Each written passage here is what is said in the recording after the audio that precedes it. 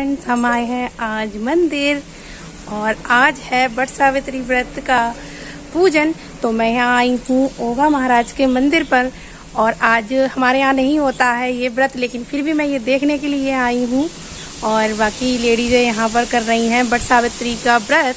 और आप सभी जानते हैं सावित्री और सत्यवान की कथा के बारे में, क्योंकि ये तो एक प्रसिद्ध कथा है। भी जानते हैं, नानी, दादी, मामी, मम्मी सबसे लोगों ने ये कहानी सुनी हुई है कि सावित्री ने कैसे अपने पति को यमराज से बचाया था, उनके प्राणों की रक्षा की थी। तो चलिए हम दिखाते हैं आपको ये व्रत पूजन कैसे होता है। तो बने रहें मेरे ब्लॉग में मेरे साथ। नए हो तो चैनल को लाइक कर दें, चैनल को सब्सक्राइब कर दें और वीडियो को फुल देखें।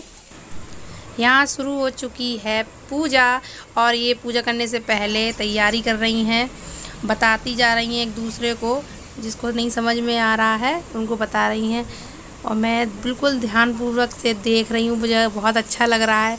ये आटे से जैसे गौर बनती है ना, सावन में हम लोग मिट्टी की गौर बनाते हैं और ये यहाँ पर आटे की गौर बना रही हैं पार्वती माता को और फिर उसकी पूजा करेंगी। और ये पता नहीं क्या चीज़ बना रही हैं बट के वृक्ष पे। ये भी सतियो टाइप जैसा होता नहीं है, स्वास्तिक उस टाइप का है बना हुआ और आटे से बना रही हैं। जितनी भी ये स्वागलें हैं सब ने बनाया है।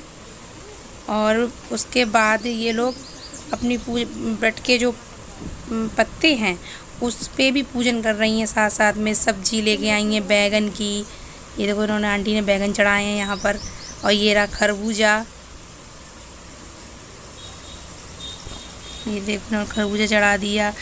और चने हैं, शायद कच्चे चने हैं, पूड़ी हैं और आटे के पुए भी हैं। काफ़ी कुछ लेके आए हैं ये लोग पूजा करने के लिए खूब अपना। और श्रृंगार का सामान भी है जो सुहागिन औरतें एक दूसरे को दान में देंगी।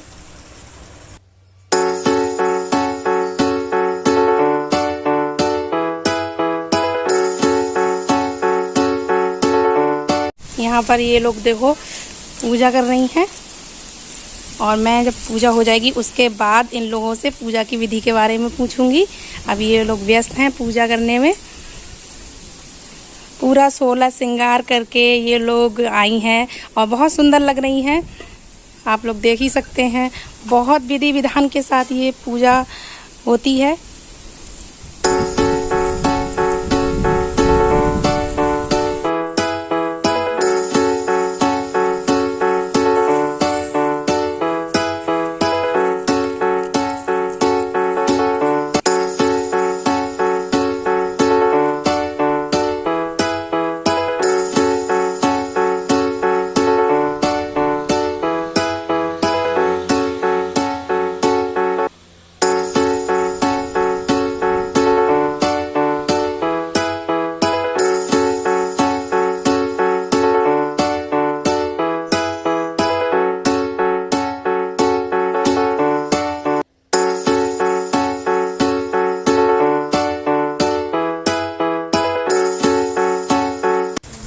मैंने तो इस कथा में ऐसे सुना था कि जो सावित्री थी वो और उसका पति सत्यवान जंगल में लकड़ी काटने के लिए गए थे और वहाँ पर पेड़ से गिर जाते हैं और सत्यवान की मृत्यु हो जाती है।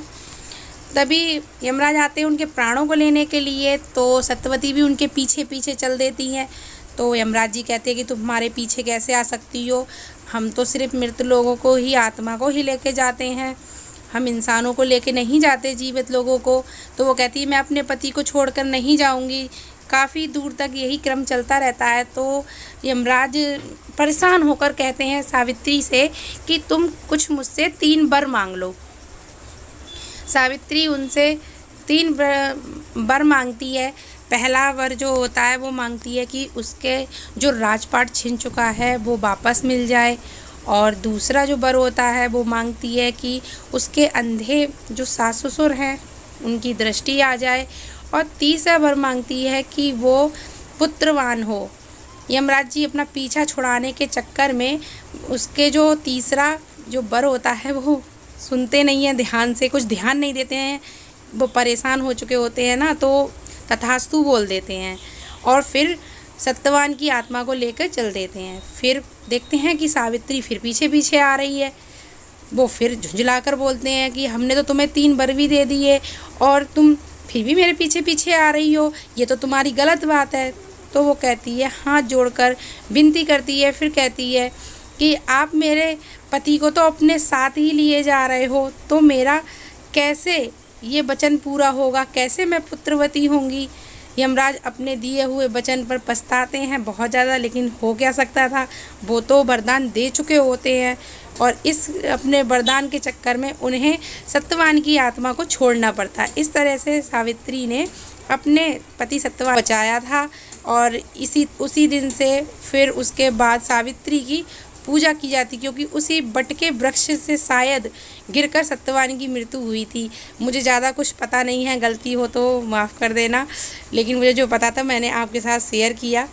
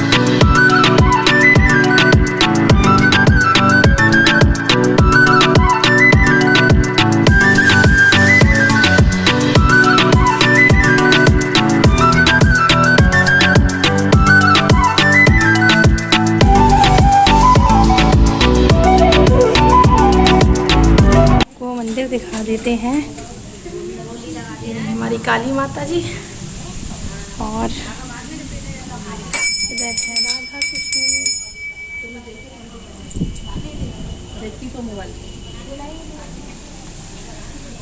शेरा वाली माता। ये ओगा महाराज का मंदिर है, बहुत अच्छा देखो। और मैं आपको ले चलती हूँ अपने भोलेनाथ जी के पास। ये रहे हमारे नाथों के नाथ महादेव।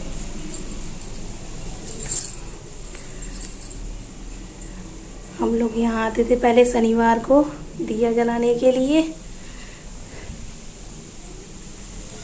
मैं ये मंदिर आप लोगों को पहले भी दिखा चुकी हूँ वीडियो में।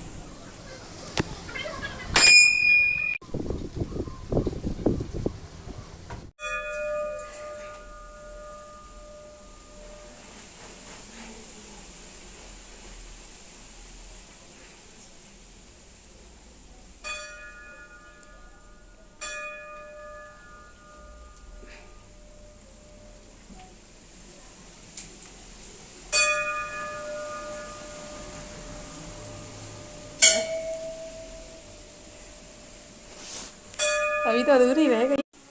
बहुत सुकून मिलता है इस मंदिर में आके, एकदम खुली खुली सी जगह है और ये बहुत बड़ा पीपल का पेड़ है।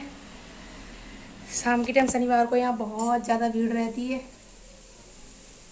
और ये हमारे घर के बिल्कुल पास ही में है, ज़्यादा दूर नहीं है। आपने पूजा करी तो इस व्रत में आपने कैसे पूजा की, बताइए कुछ। इस व्रत में हम लोग घर से तैयार होके आए, संवर के आए, फिर बट के पास आके जल लिया, जल चढ़ाया, पूजा की, गौर बनाई, गौर का 16 श्रृंगार चढ़ाया गौर की गौरा जी के लिए।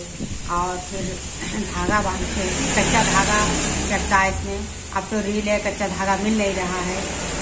और फिर कच्चा धागे से 7 परिक्रमा लगाए, गौर जी का सुहाग लिया। सुहाग के बाद में आपने जो पत्ते पे किया था वो क्या किया था आपने? उस पे पति का नाम लिखते हैं और पति का चित्र बनाते हैं। अच्छा। जिससे पति की उम्र लंबी हो। ओके, बहुत अच्छा व्रत था और मैंने पूरी विधि पूर्वक पूरा व्रत देखा और आपने बहुत अच्छे से व्रत पूजन किया था। आपकी बहू थी साथ में और वो दूसरी जो सिस्टर थी वो कौन थी? वो हमारे मतलब बहू की बहन की बेटी थी। अच्छा, बहुत आप लोग बहुत सुंदर लग रहे हो तीनों लोग। और वो क्या नाम और जो 11 चने और 12वां बिटुआ जो होता है, जो पत्ता कान पे लगाते हैं, इसमें पति की लंबी उम्र के लिए होता है। और जो 11 चने और 12वां बिटुआ जो एक बार में निकलते हैं, वो भी पति की मतलब उम्र की कामना करते उम्र हैं। की कामना करते हैं और हमेशा निरोग रहे। अच्छा कोई अच्छा, भी बहुत संकट अच्छा बहुत अच्छा। आप लोगों ने बहुत अच्छे से व्रत पूजन किया और मैंने आके आप लोगों की पूजा देखी, मुझे भी बहुत अच्छा लगा। मुझे भी आपका आना बहुत अच्छा लगा। Thank you.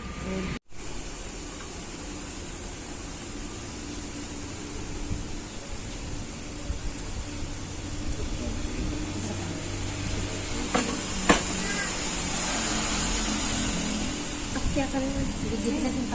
सामान लेना क्या? हाँ, ना शौक बाद में लिया जाता है। राधे राधे। राधे राधे।